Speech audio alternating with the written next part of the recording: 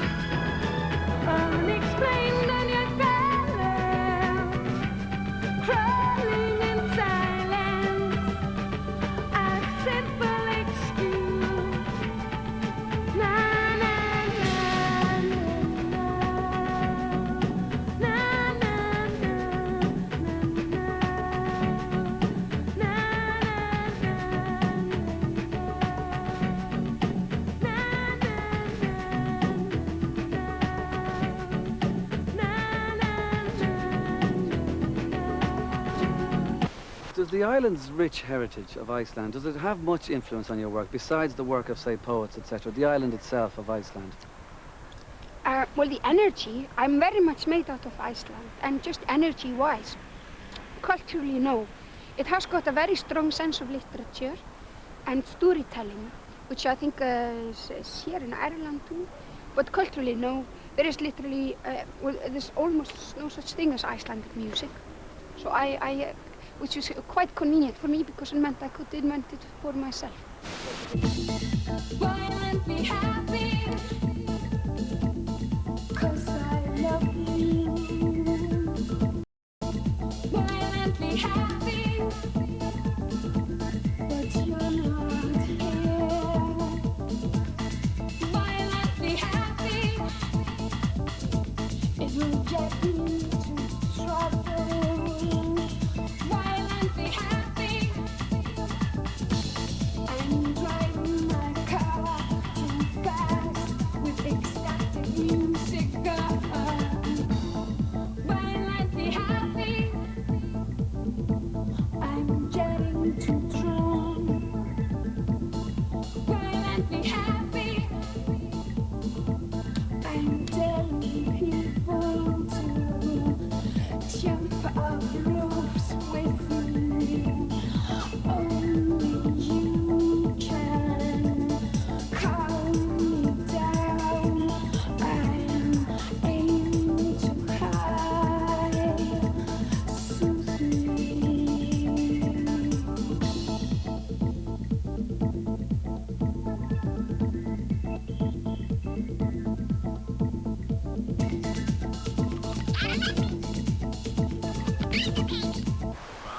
What about in 1986 when the Sugar Cubes hit? I mean, from the very word go, you were big. Birthday was taken by the British music papers in particular, and by the time the album came out, America went for you as well. Like, the Sugar Cubes were liked an awful lot.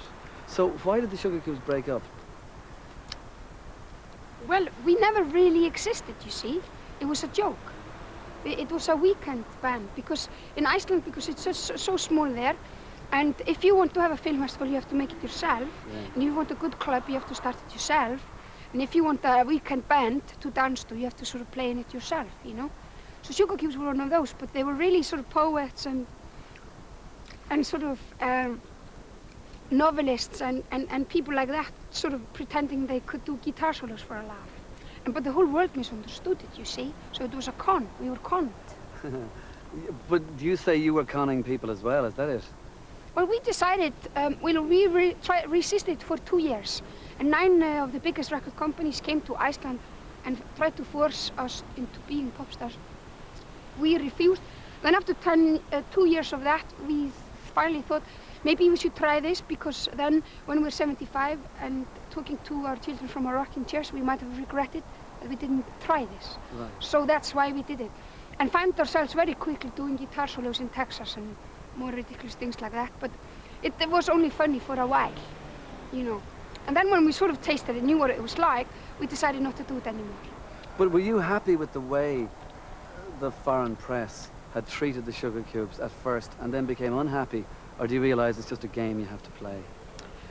Well, I put out a record when I was 11, which became quite big in Iceland.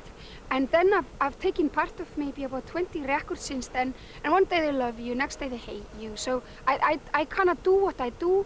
And it doesn't matter if people like it or not. If they do like it, it's a bonus. But I can survive easily without it. But what about coming right up to the present now? I mean, with the current album, with Post. I mean, Army of Me, the single, let's just say the first single. With the movie Tank Girl, did you have a look at what the rushes of Tank Girl were at first and decided, yeah, this is exactly what I want? Well, I liked the comics, and people that did the comics, they asked me to act in the film, but since I'm not an actress, I said no. And then they asked me to put a song in the film, and because I like them, I put that song that I had already made and gave it to them. But I asked them to see the film, and they wouldn't let me see it for some stupid reason. And then they gave me, they sent me the trailer, which doesn't really show you the ingredients of films. It just shows you the surface of it. And I thought the surface was kind of all right. And since they wouldn't let me see the picture, I flipped a coin and then ended up giving them the song. Stand up, you got to manage. I won't sympathize.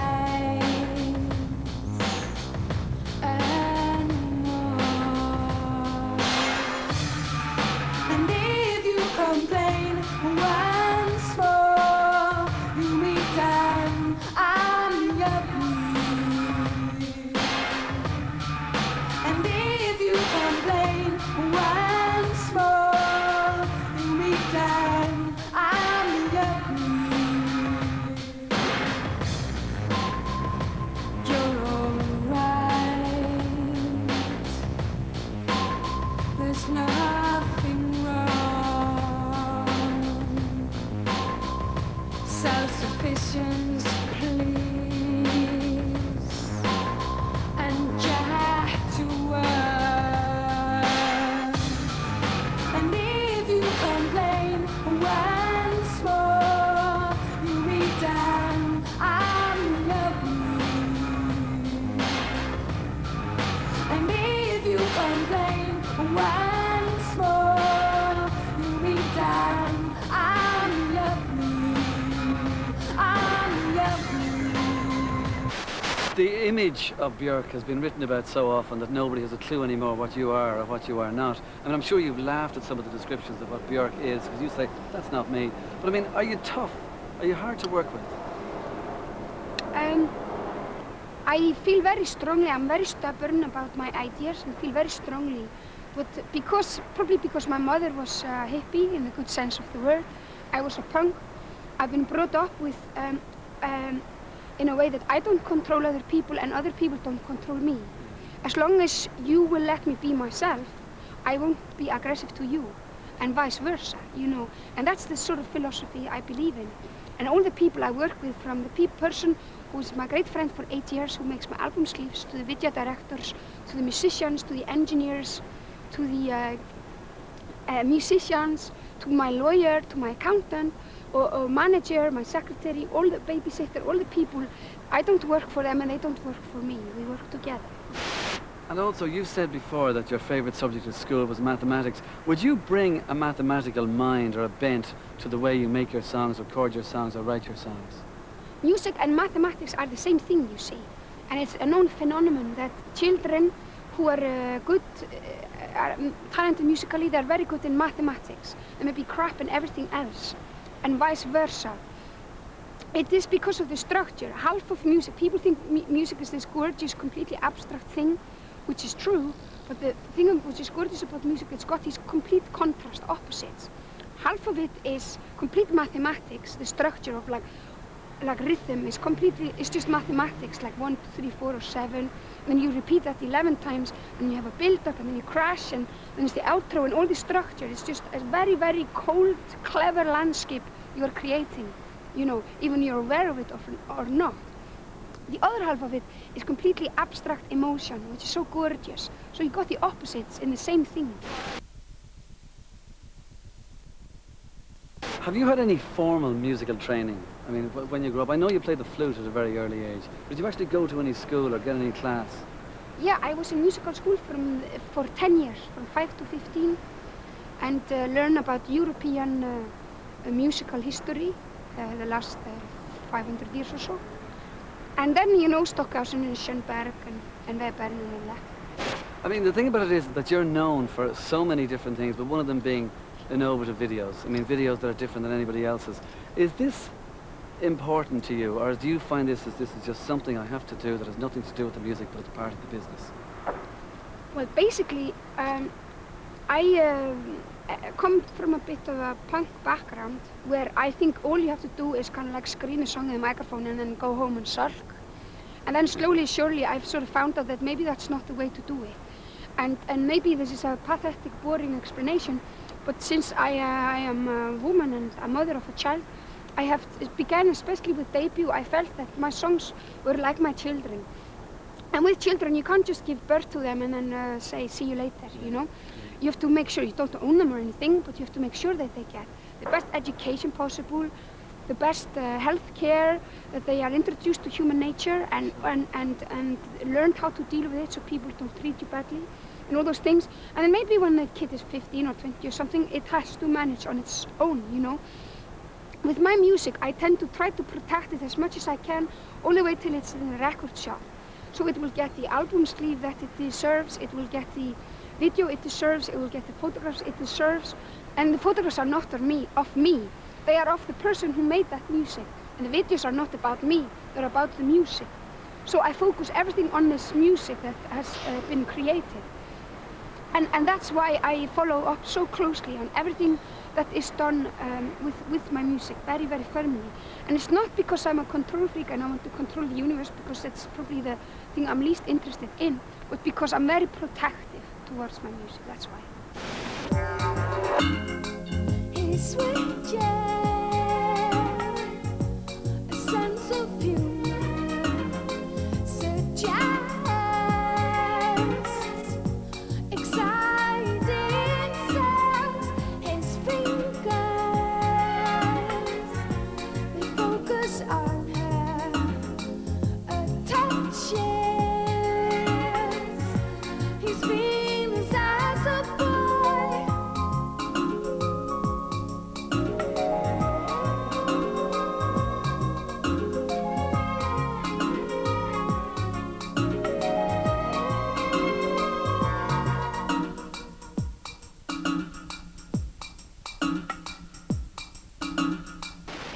If I have to have an effort with making a song, it's not worth it.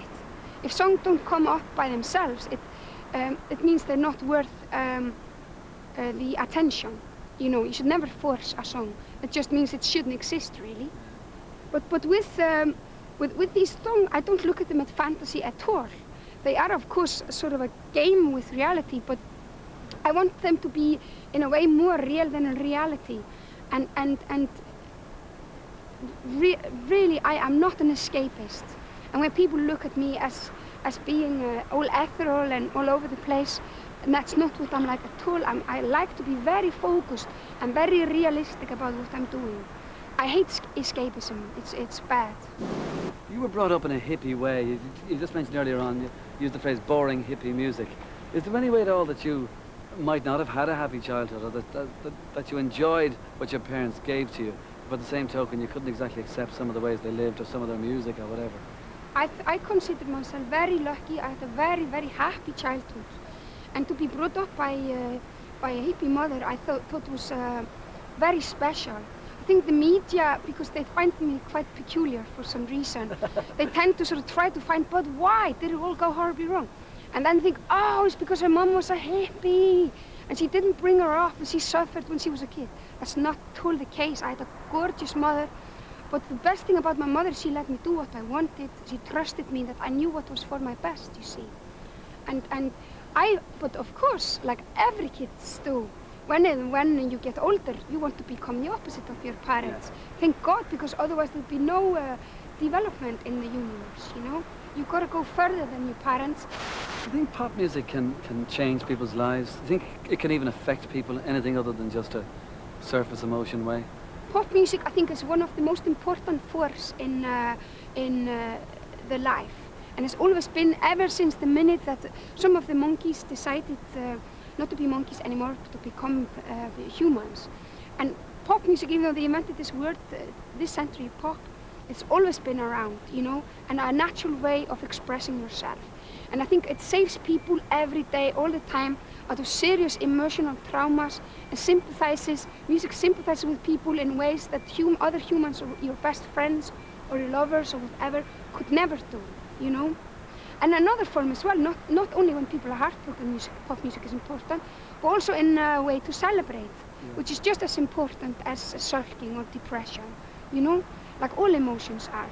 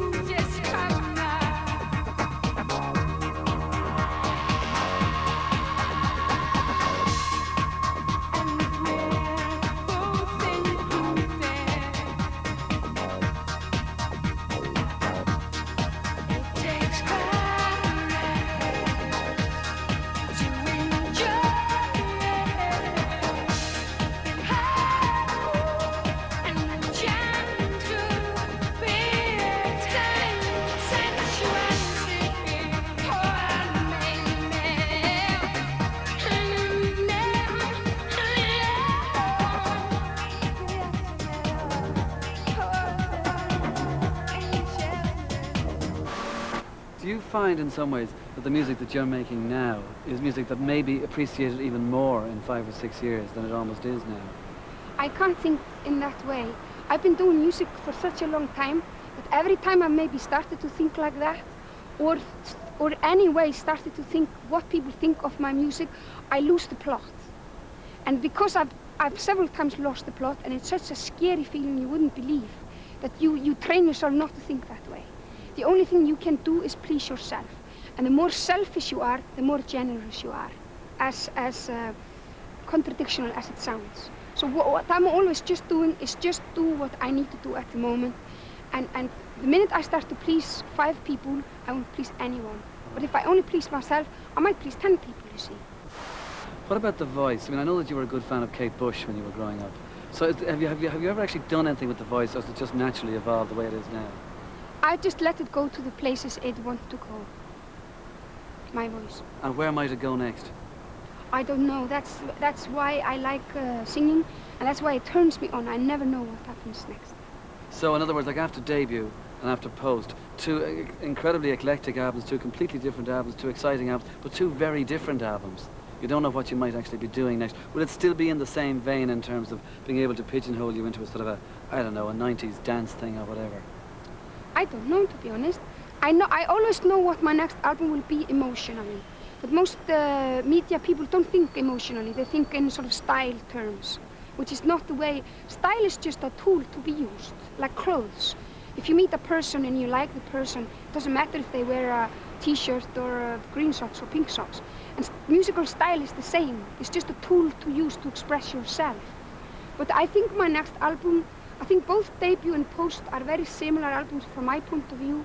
That's why I call them debut and post. They are like the before and the after of the same experience. In a way, they are both the greatest hits of my music the last 12 years or so. But now I will be more modern and move and do more music which I'm writing exactly now at the moment, not be so hooked with the past. And I think my music now will be more self-sufficient and more private, but at the same time more calm but more dangerous at the same time. I will always be myself. That's kind of something I better accept, you know, and I think I have. At the same time, one form of accepting what I am is that I will never stay the same. And everything changes, you know, every second.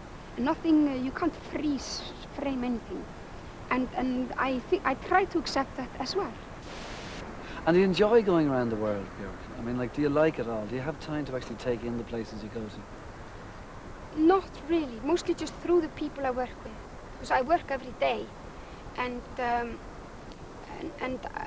I'm either traveling or working. I've had 2 days off now since Christmas. I'm not complaining because it's by choice, you know. Right, yeah. And I work like 12 to 16 hours a day. So mostly just by communicating through other people, I find out what kind of place it is by getting to know them. All right, I understand. But I don't really see places. Yeah, that would be a lie to say that. Yeah. But I'll probably have time for that And what do you later. do to relax? I swim. Good, okay, thanks very much indeed, Bjork. Thanks a Thank million.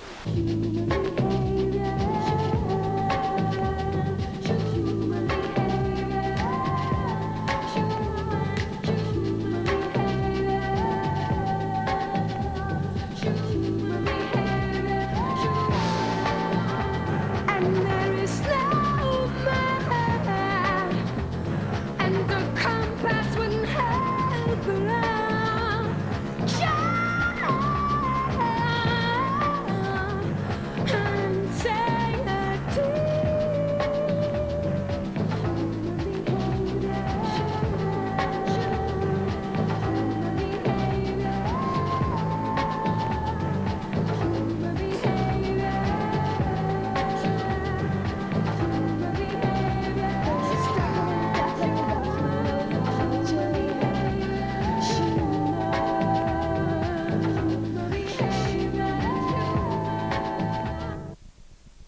When our chums come round to play, this was the result. I am honored